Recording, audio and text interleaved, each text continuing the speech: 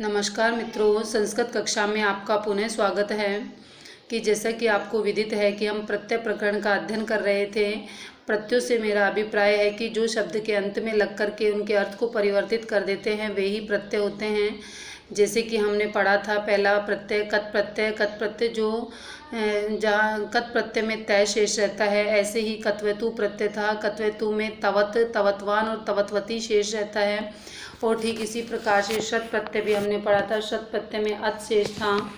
और यदि हम इनके शब्द रूप याद रख सकते हैं तो शब्द रूप याद रख लें, लेकिन जो स्टूडेंट केवल जिनको CTET, are-TET, H-TET, UP-TET, M-P-TET इत्यादि परीक्षाएं ही उत्तीर्ण करने के लिए संस्कृत पढ़नी है, तो अपन को इतने सारे शब्द रूप याद करने की कोई आवश्यकता नहीं है। अंतिम शब्द यदि याद रख रखा है तो भी आप अपना प्रत्यय वाला प्रकरण सही कर सकते हो। तो जैसे अब अपन ने नेक्स्ट जो हमने पढ़ा था सानच प्रत्यय। सानच में मैंने बताया था कि आन या मान शेष रहता है। सानच प्रत्यय जो है उसमें आन या मान शेष रहता है। जैसे पचमान, पचमाना, पचमानम ये अपन ने किया था। और इसके पश्चात हमने तुमुन प्रत्यय पढ़ा था। तुमुन प्रत्यय के अंतर्गत मैंने आपको बताया था कि यह भी चाहिए अर्थ को प्रकट करता है।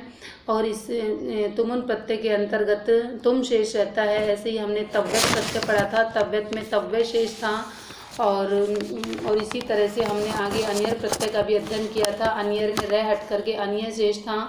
और जैसे मान लो अब तीनों लिंगों में हमें यदि इसको याद रखना है तो तीनों लिंगों में यह रूप, इसके अनियर के रूप नहीं चलते हैं। तीनों लिंगों में इसको याद रखने की कोई आवश्यकता नहीं है। ठीक है, आगे देखिए त्रच प्रत्यय। त्रच में क्या शेष था? त्रय शेष था। ऐसे नवुल प्रत्यय में यू और नाको से अक आदेश हो गया था। ऐसे ही केलीमर में एलिम शेष था और यत प्रत्यय में यह शेष था। ऐसे नियत प्रत्यय में भी यह शेष था। क्यप प्रत्यय में भी यह शेष था। और इसी तरह से हमने कत्वा प्रत्यय पढ़ा था तथा यह पूर्वकालिक प्रत्यय था। कत्वा में त्वा शेष था। तथा हमने इसी तरह से आगे जो हमने अध्ययन किया था वो था हमारा ल्यप प्रत्यय। ल्यप में आगे तो आपको उपसर्ग मिलेगा, ये मैंने आपको बताया था। इसकी पहचान थी, जैसे यह तो बहुत सारे प्रत्ययों में शेष रहता है, लेकिन जो ल्यप प्रत्यय है उसके अंतर्गत जो पूर्व वाला जो शब्द होगा उसमें उपसर्ग होगा और उपसर्ग भी एकारांत होगा। ऐसे ही ध्य प्रत्यय, ध्य में से अशेष रहेगा। और ठीक इसी तरह से ल्युट प्रत्यय है। ल्युट में अन शेष रहेगा। तथा इनी प्रत्यय था। इनी में इन शेष था। ऐसे ही अच प्रत्यय था। अच में अशेष था। और ठीक इसी तरह से हम चले थे इन प्रत्यय पर। इनमें भी बड़ी ई हो गई थी। ऐसे मयट था। मयट में क्या शेष रह गया था? मयट के अंतर्गत मैं शेष था। ऐसे मतुप प्रत्यय था। मतुप में मत शेष था। ठीक है, इस तरह से हमने इतने सारे प्रत्ययों का अध्ययन किया था। और ठीक इसी तरह से हमने तल प्रत्यय पढ़ा था। तल प्रत्यय के अंतर्गत हमारे पास में ता शेष था। अब इसी क्रम में हम आगे पढ़ते हैं तरप प्रत्यय। तरप प्रत्यय देखो, अर्थात तरप प्रत्यय का उपयोग दो में से एक की अतिशयता दर्शाने के लिए किया जाता है। इसका तर ही शेष रहता है। तरप प्रत्यय में तर शेष रहता है। ऐसे ही मधुर प्लस तर तो क्या बन जाएगा? मधुत्तर। स्त्रीलिंग में मधुत्तरा और नपुंसकलिंग में मधुतरम। ठीक है, ऐसे ही गुरु तरप, गुरुत्तर, गुरुत्तरा, गुरुत्रम। ऐसे ही निपुण में निपुणतर, निपुणतरा, निपुणतरम। कृष में कृषतरा, कृषतर, कृषतरा, कृषतरम। ऐसे ही पटु में पटुतर, पटुतरा, पटुतरम। द्विवचने विभजयो पद है। तर विनय सुनो तरप के साथ ही इसी प्रकार ईयसुन का भी प्रयोग किया जाता है। और ईयसुन प्रत्यय में भी कोई ईयस ही शेष रहता है। ऐसे ही ईयसुन प्रत्यय है मान लो तो कृष प्लस ईयसुन, कृषियान, कृषियसी, कृषि है। ईयस शेष रह गया ना। ये देखो, ये तो कृष तो अपने पास में धातु हैं, शब्द हैं, और ये धातु के साथ नहीं लगते, ये शब्द के साथ लगेंगे। ठीक है, ये तद्धित प्रत्यय है ना। अब ऐसे ही कृष प्रत्यय, कृष के साथ में ईयसुन प्रत्यय लग गया तो अब इसमें क्या शेष रह गया? ईयसु शेष रह गया। केवल क्या शेष रह गया? ईयस शेष रह गया। अब ये जैसे मान लो क्या बन जाएगा? कृषयान। क्या बन जाएगा? कृषयान। तो आन बन गया इसका। ऐसे ही कृषि यशी, ऐसे ही कृषि यह। ठीक है, इसी तरह से हमको आगे याद करना है जड़ियान, जड़ियसी, जड़िय है। गुरुयान, गुरुयसी, गुरुय है। महत, महत ईयसुन में महियान, महियसी, महीय। ऐसे ही पट प्लस ये सुन में पटियान, पटियसी, पटिय, इस तरह से हम इसका अध्ययन कर सकते हैं। ऐसे ही तमप प्रत्यय प्लस इष्ठन प्रत्यय दोनों एक साथ हैं। अतिशयाने तमप विष्ठनो, अतिशयाने तमप विष्ठनयो, अर्थात जब दो में से एक शब्द में से किसी एक की अतिशयता दिखाई जाती है तो तरप प्रत्यय का प्रयोग किया जाता है। तरप प्रत्यय के अर्थ में इष्टन प्रत्ययों का भी प्रयोग किया जाता है। अथवा समूह में किसी एक की विशिष्टता दिखाने के लिए तमप व इष्टन प्रत्यय का प्रयोग, जैसे मान लो अपन ने तरप किया था तो तरप में तो क्या था, दो में से किसी एक की विशेषता बतानी थी, लेकिन तमप प्रत्यय में हमको क्या करना है, तमप प्रत्यय में दो में से किसी एक की विशेषता, बहुत सारों में से जैसे मान लो अपन ने कह दिया कि कवियों में कालिदास श्रेष्ठ है तो उसमें कौन सा प्रत्यय लग जाएगा, तमप प्रत्यय लग जाएगा, ठीक है। और ऐसे मैंने ऐसे कह दिया कि राम और मोहन में से मोहन श्रेष्ठ है तो इसमें कौन सा प्रत्यय लग जाएगा, तरप प्रत्यय लग जाएगा। बस इतना सा अंतर ध्यान रखना है, ठीक है। तमप प्रत्यय के अर्थ में इष्टन प्रत्ययों का भी प्रयोग किया जाता है। अथवा समूह में किसी एक की विशेषता दिखाने के लिए तमप तथा इष्टन प्रत्यय का प्रयोग होता है तथा ये दोनों प्रत्यय प्राय विशेषण शब्दों के रूप में प्रयुक्त होते हैं। तमप का तम तथा इष्टन का इष्ट शेष रहता है। इन दोनों तमप व इष्टन प्रत्यांश शब्दों के रूप पुल्लिंग में तो राम, स्त्रीलिंग में रमा और नपुंसकलिंग में फल की तरह चलते हैं। इष्टन प्रत्यांत में टी अंतिम स्वर सहित अंश का लोप होकर एवं अंतिम ऋकार को रैकार हो जाता है। तमप व इष्टन प्रत्यांश शब्दों का प्रयोग करते समय जिससे विशेषता बताई जाती है उसमें षष्ठी व सप्तमी विभक्ति का प्रयोग किया जाता है। जैसे श्याम है, छात्राणाम, छात्रेषु व पटुत्तम श्रेष्ठतम। अब देखो, जैसे मैंने आपको बताया था कि जो तरप प्रत्यय है वो तो दो में से किसी एक की विशेषता बताता है, जबकि तमप प्रत्यय क्या बताता है हमको, तमप प्रत्यय बताएगा कि बहुत सारों में से, अब छात्राणाम, छात्रों में बच्चे तो बहुत सारे हैं लेकिन बच्चों में कौन है, श्याम, श्याम क्या है, श्रेष्ठ है। तो अब इसमें कौन सा प्रत्यय हो जाएगा, वही अपना तमप प्रत्यय होगा। अब देखो इसकी कुछ विशेषताएं देखो, इसके कुछ उदाहरण देखो। विशाल प्लस तमप तो क्या बन जाएगा, विशालतम, स्त्रीलिंग में विशाल तमा, इसके दो ही रूप चलते हैं, पुल्लिंग और स्त्रीलिंग में। ऐसे ही सुंदर में सुंदरतम और सुंदरतमा। उत प्लस तमप तो उत्तम और उत्तमा। वृहत प्लस तमप वृहत्तम, वृहत्तमा। लघु प्लस तमप लघुत्तम और लघुत्तमा। पटु प्लस तमप पटुत्तम, पटुत्तमा। महत प्लस तमप महत्तम, महत्तमा। इसी तरह से आगे इसके अन्य उदाहरण हैं। मृदु प्लस तमप तो मृदुतम, मृदुतमा और मृदुतमम। तो ये नपुंसकलिंग के भी उदाहरण इसमें आ गए हैं, ठीक है। ऐसे ही निकृष्ट प्लस तमप तो क्या बनेगा, निकृष्टतम, निकृष्टतमा और निकृष्टतमम। ऐसे ही कृष्ण प्लस तमप तो कृष्णतम, कृष्णतमा, कृष्णतमम। पटु प्लस तमप पटुत्तम, पटुत्तमा, पटुत्तमम। गुरु प्लस तमप गुरुत्तम, गुरुत्तमा, गुरुत्तमम। लघु प्लस तमप लघुत्तम, लघुत्तमा, लघुत्तमम। ऐसे इष्टन प्रत्यांश शब्द भू प्लस इष्टन, इष्ट है, इष्ठा, भूइष्ठा और भूइष्ठम। लघु प्लस लघिष्ठा, लघिष्ठ, लघिष्ठा, लघिष्ठम। ऐसे बल प्लस बलिष्ठ है, बलिष्ठा, बलिष्ठम, ठीक है। आगे एक अपने प्रत्यय आता है इमे नीची प्रत्यय। इम्पोर्टेंट जो प्रत्यय थे वो हम कर चुके हैं लेकिन ये भी हमारे कोर्स में है इसलिए इनका भी हम थोड़ा थोड़ा अध्ययन कर लेते हैं।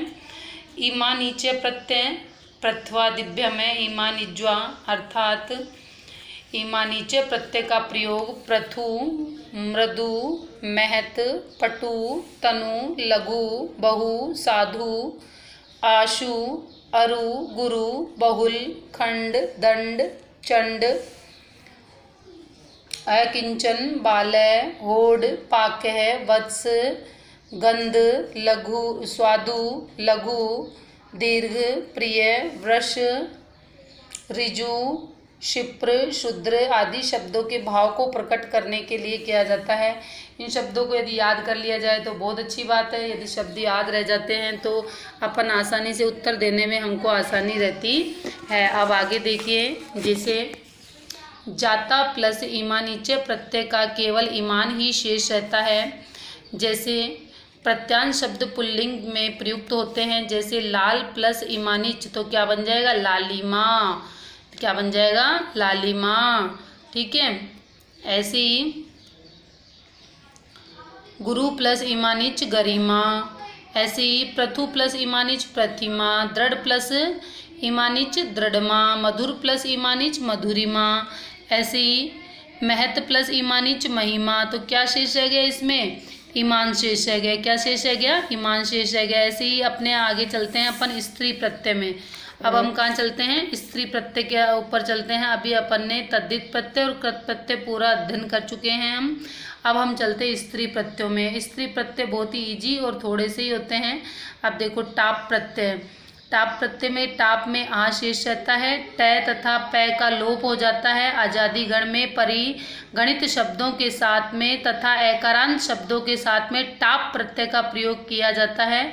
आजादी गण में अज, अश्व, एडक, चटक, मूसक, बालह, वत्स, होड़, मंद, कृष्ण, क्षत्रिय, वैश्य, ज्येष्ठ तथा कनिष्ठ आदि शब्द आते हैं। इन शब्दों के साथ में टाप में आ लग कर के जो रूप निष्पन्न होते हैं, जैसे मंद प्लस टाप मंदा, कृपण प्लस टाप कृपणा, कृपण प्लस टाप कृपणा, क्षत्रिय प्लस टाप क्षत्रिया। अब देखो टाप में मैंने आपको बताया क्या शेष रहता है, आ शेष रहता है। टाप में क्या शेष रहेगा, आ शेष रहेगा। जैसे अज प्लस टाप तो अजा बन गया, अशु प्लस टाप अश्वा बन गया, एडक प्लस टाप एडका, चटक प्लस टाप चटका, मूषक प्लस टाप मूषका, बालह प्लस टाप बाला, वत्स प्लस टाप वत्सा, होड़ प्लस टाप होड़ा। तो इस तरह से हमारे शब्द जहाँ पे हमको आ की मात्रा दिखेगी वहाँ हमको आंख बंद करके कौन सा प्रत्यय लगाना है, टाप प्रत्यय। अब आगे चलते हैं यिप प्रत्यय।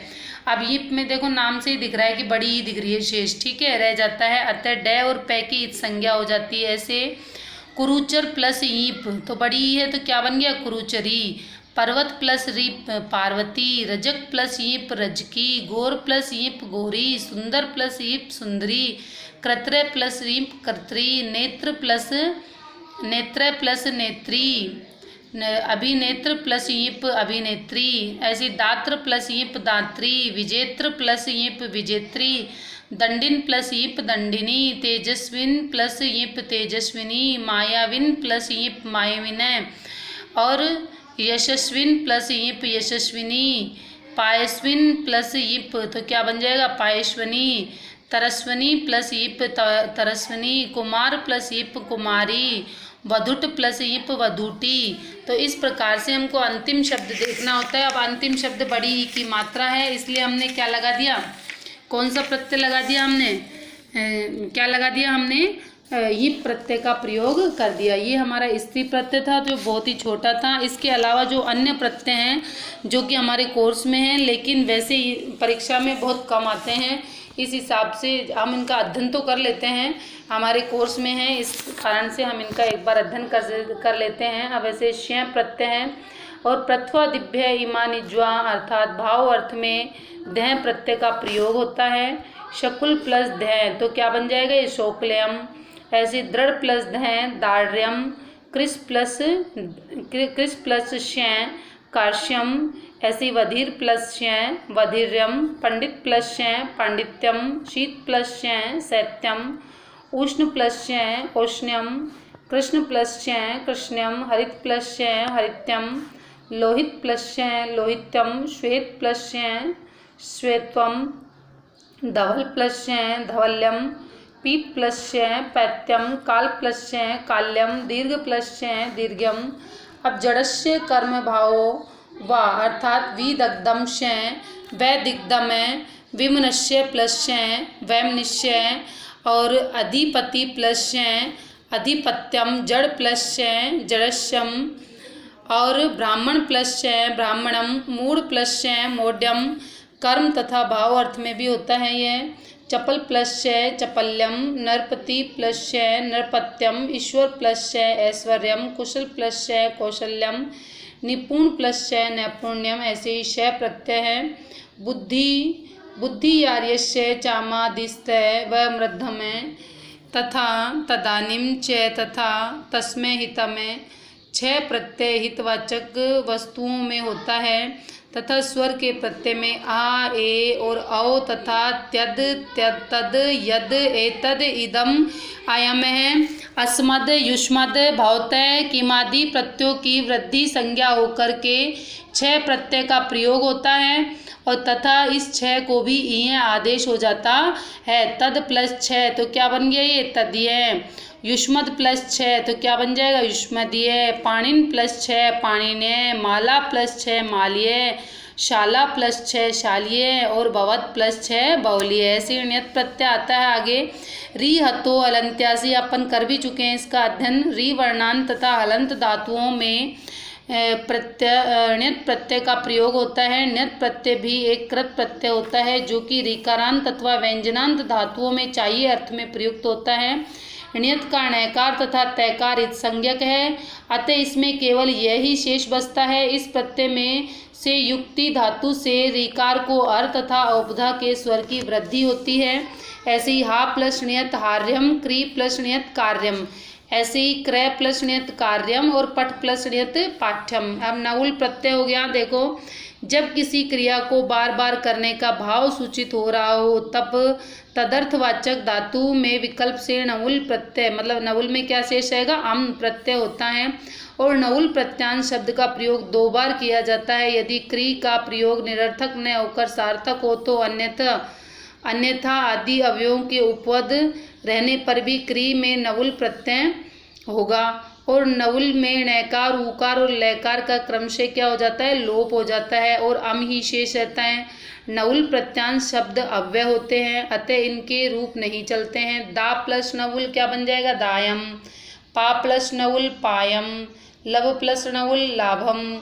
ऐसे ही ध प्रत्यय हैं। गर्गादिव्य ध, गर्ग आदि से गोत्र अर्थ में यह प्रत्यय होता है और यह की संज्ञा होकर के यह शेष रहता है। जैसे गर्ग प्लस यह तो क्या बन गया है गर्ग्य। शक प्लस यह शक्य, ऐसे ठन प्रत्यय हो गया। अतः प्लस इन्हीं ठनों, ठन प्रत्यय के द्वारा सामयिक सहचार्य को व्यक्त किया जाता है। अतः एकार शब्दों में प्रयुक्त इस ठन का ठ शेष रहता है और इस ठ को भी क्या आदेश हो जाता है इक आदेश हो जाता है। जैसे धन प्लस ठन प्लस इक क्या बन जाएगा धनिक।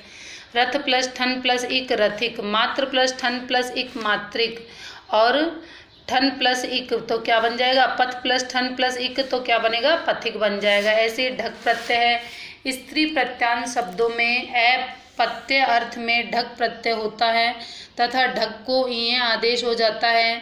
विनतय ढक वेतनय क्या बन जाएगा विनय। विनीता प्लस ढक तो ढक को ये आदेश होकर क्या बन गया ये वेतनय शब्द बन गया। ऐसे ही ठक का आदेश हो गया।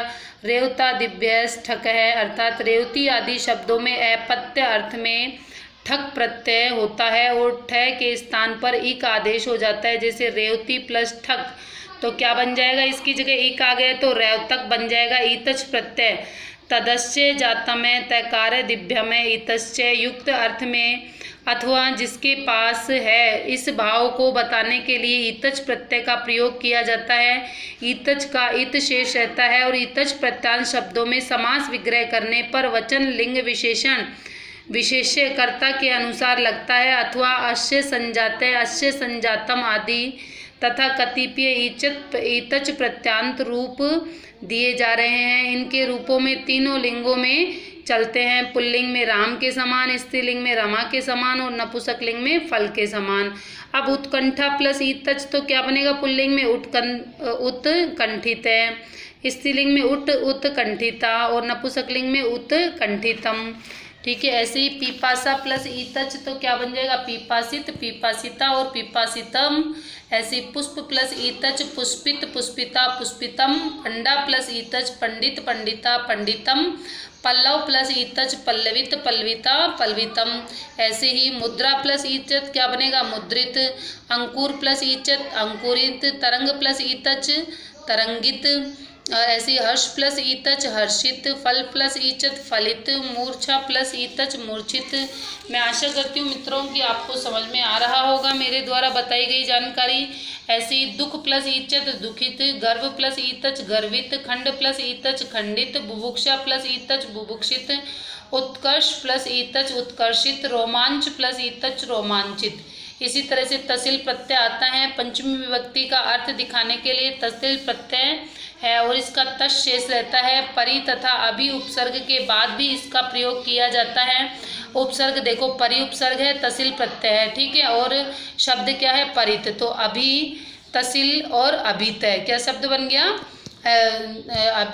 अभी तो उपसर्ग हो गया, तसिल प्रत्यय हो गया और अभितय पूरा शब्द बन गए, ठीक है। परितय और अभितय दोनों किससे बनेंगे? तसिल प्रत्यय से बनेंगे, ठीक है ना। अब नेक्स्ट चलते हैं अपन रे प्रत्यय।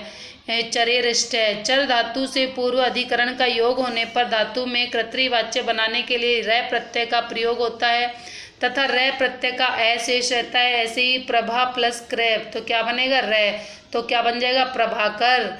और यत प्लस क्री तो क्या बन जाएगा? यतकर। भास प्लस क्री भास्कर। कृत प्लस क्री प्लस रे तो क्या बन जाएगा? कृतकर। तत् प्लस क्री तत्कर। बहु प्लस क्री बहुकर। अजंत प्लस क्री अजंतकर। आग्र प्लस सु प्लस रे अग्रसर। किम प्लस क्री प्लस रे किंकर। अनंत प्लस क्री प्लस रे अनंतकर। यशस प्लस क्री प्लस रे यशस्कारी। भक्ति प्लस क्रय प्लस रे भक्तिकर। विभा प्लस क्री प्लस रे विभाकर। वचन प्लस क्री प्लस रे वचनकर। धनुष प्लस क्री प्लस रे धनुष्कर। और दिवा प्लस क्री प्लस रे दिवाकर। ऐसे नियत प्रत्यय होगा। नियत प्रत्यय का प्रयोग चाहिए अर्थ में अर्थात योग्यता के अर्थ में किया जाता है और इस नियत प्रत्यय का प्रयोग हलंत धातुओं में होता है तथा यह नत प्रत्यय ऋकारांत धातुओं से जुड़कर वृद्धि युक्त हो जाता है। अब ये देखिए आगे यह वृद्धि युक्त हो जाता है।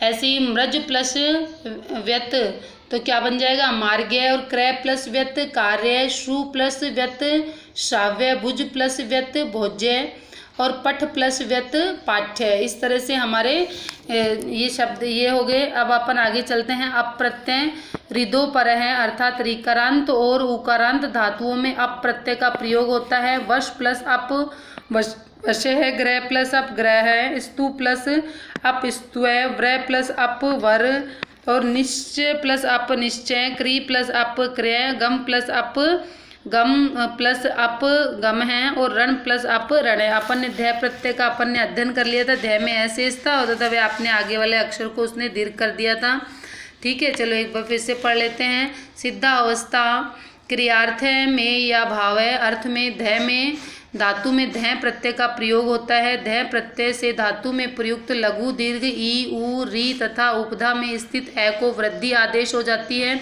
उसमें उपधा में स्थित ई उ री को गुण आदेश होगा। जैसे वी प्लस ध्याय तो क्या बन जाएगा? ची प्लस ध्याय तो क्या बनेगा? शब्द क्या है? धातु क्या है? ची और ध्याय प्रत्यय है तो क्या बन जाएगा? ये काय, ठीक है। ऐसे रम प्लस ध्याय तो राम है। प्र प्लस भू प्लस ध्याय तो प्रभाव है। कम प्लस ध्याय काम है। ऐसे ही आद्र प्लस ध्याय आधार। शुच प्लस ध्याय शोक है। अधि प्लस ई प्लस ध्याय अध्याय है। आ प्लस ई प्लस गम तो ध्याय का आगम हो गया, ठीक है। ऐसी आवृत्ति में ध्याय और अवतार हो गया। ऐसे मृज प्लस ध्याय मार्ग हो गया। लब प्लस ध्याय लाभ हो गया। आचर प्लस ध्याय आचार हो गया। है प्लस ध्याय और हार हो गया। आ प्लस हन प्लस ध्याय तो क्या बन गया? आघात बन गया। अब ल्यू और ल्यूट प्रत्यय है। अब जैसे इसमें से ल्यू तो ठीक है लेकिन ल्यूट प्रत्यय इंपॉर्टेंट प्रत्यय। अब देखिए एक बार ल्यूट प्रत्यय को थोड़ा ध्यान से देखिए। नंदी ग्रह है पचा दिव्यो लूणिनाच्य है अर्थात इस सूत्र के द्वारा ल्यू प्रत्यय होता है तथा इसी प्रकार नपुंसक के भावेक्त सूत्र में ल्युट च सूत्र के द्वारा ल्युट प्रत्यय होता है तथा यह प्रत्यय पुल्लिंग शब्दों तथा कर्तृवाच्य होकर के निजंत धातुओं के पश्चात लगाया जाता है। जैसे शोभी प्लस ल्यू तो क्या बनेगा? ल्यू में अंशेष रहता है, ठीक है, तो क्या बन जाएगा? शोभिनम। ऐसी नंदी प्लस यू तो क्या बन जाएगा? नंदन। ऐसी वशी प्लस शु। अब देखो वापस से देख लो एक बार। इस सूत्र के द्वारा ल्यू प्रत्यय जो है इसी प्रकार नपुंसकलिंग के भावेक्त सूत्र से ल्युट च सूत्र के द्वारा ल्युट प्रत्यय होता है तथा यह प्रत्यय पुल्लिंग शब्दों तथा कर्तृवाच्य होकर के नियंत धातुओं के पश्चात लगता है। जैसे शोभी प्लस ल्यू तो क्या बनेगा? शोभिन है। नंदी प्लस ल्यू नंदिन है। वशी प्लस ल्यू वशीन है। वर्धी प्लस ल्यू वर्धिन है। जन प्लस अर्धी प्लस ल्यू जनार्ध है। दुषी प्लस ल्यू दूषण है। रोचि प्लस ल्यू रोचन है। साधी प्लस ल्यू साधने इत्यादि शब्द हमारे बन जाते हैं। ऐसे ही हमारे पास में आगे आता है ल्युट प्रत्यय।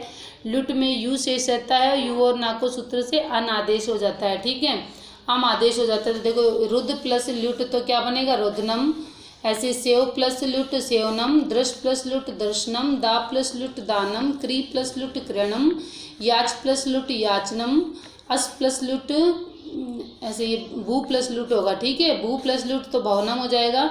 ऐसे कथ प्लस लुट कथनम, क्री प्लस लुट कर्णम, भक्ष प्लस लुट भक्षणम, नी प्लस लुट नयनम, नभ प्लस लुट नवनम, रक्ष प्लस लुट रक्षणम, घ्रा प्लस लुट घारणम, दा प्लस लुट दानम इत्यादि हमारे शब्द बनते हैं। और ठीक इसी तरह से हन प्लस लुट तो क्या बन जाएगा, हननम। ब्रू प्लस लुट वचनम, ऐसे पच प्लस लुट पचनम, और पठ प्लस लुट पठनम, ई प्लस लुट ऐनम, मुद प्लस लुट मोदनम, पा प्लस लुट पानम, इश प्लस लुट इष्णम, हा प्लस लुट हाणम, स्पर्श प्लस लुट स्पर्शनम, नृत प्लस लुट नृतनम, वद प्लस लुट वदनम, भुज प्लस लुट भोजनम, युद्ध प्लस लुट योधनम, और पच्छ प्लस लुट प्रच्छनम इत्यादि होता है। अब अपने आगे है तीन पत्ते। तीन पत्ते का भी अपन ने अध्ययन किया था, तो तीन पत्ते में क्या शेष था, ती शेष था, ठीक है। जैसे आ उपसर्ग है, सद धातु और तीन पत्ते, तो क्या बन गया, ये आसक्ति शब्द बन गया, ठीक है। ऐसे ही मुझ प्लस तीन है तो मुक्ति बन गया, इश प्लस तीन है तो दृष्टि बन गया, जाग्र प्लस तीन है तो जागृति बन गया। ऐसे ही अधि प्लस ई प्लस तीन है तो अदिति बन गया, जन प्लस तीन प्लस है तो अपने क्या बन गया, जाति बन गया। अस प्लस ती प्लस भूति है तो भूति शब्द बन गया। श्रु प्लस तीन है तो श्रुति शब्द बन गया। देखिए मित्रों, ये जो संस्कृत पाठ्यक्रम वाले जो बच्चे हैं, जो संस्कृत में फर्स्ट ग्रेड सेकंड ग्रेड इत्यादि की जो परीक्षाएं पढ़ते हैं, जो मित्र मेरे, उनको सबका पढ़ा हुआ है और सबको ज्ञात भी है। लेकिन कई बार क्या होता है कि हम अपने काम में इतने व्यस्त होते हैं कि हमको किताब लेकर बैठने का समय नहीं मिलता है।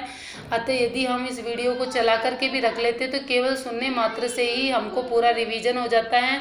और ये केवल जो वीडियोस बनाए जा रहे हैं वो आपके रिवीजन के लिए बनाए जा रहे हैं, क्योंकि रीट का एग्ज़ाम अब घोषणा तो हो ही गई है। अब जब भी हमारे रीट का पेपर लगेगा तो हम कम से कम मेंटली प्रिपेयर रहेंगे कि हमने एक बार अपने पूरे कोर्स को सरसरी निगाह से देख रखा है और हम उसमें कार्य कर सकते हैं। अब देखो ऐसे ही वतुप प्रत्यय है। वतुप प्रत्यय में देखो माधु उपधायाश्च मतो वार्यो अयवादिभ्य, अर्थात वपु प्रत्यय का प्रयोग किसी वस्तु के परिणाम बताने या उसके प्रमाणित करने के लिए किया जाता है।